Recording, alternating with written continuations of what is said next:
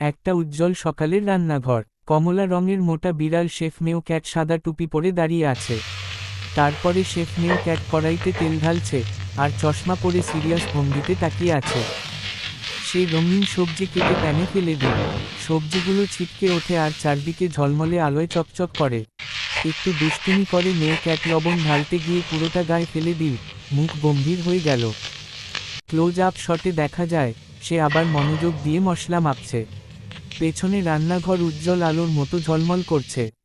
এরপরে মেও ক্যাট এখন ওভেনে মুরগি দিল, আর আগুনের ঝলক যেন সিনেমার মতো ফুটে উঠছে। টেবিলে কেক বানাতে শুরু করলো। ময়দা মিশাতে গিয়ে মুখে সাদা গুঁড়ো লেগে মজার অবস্থা।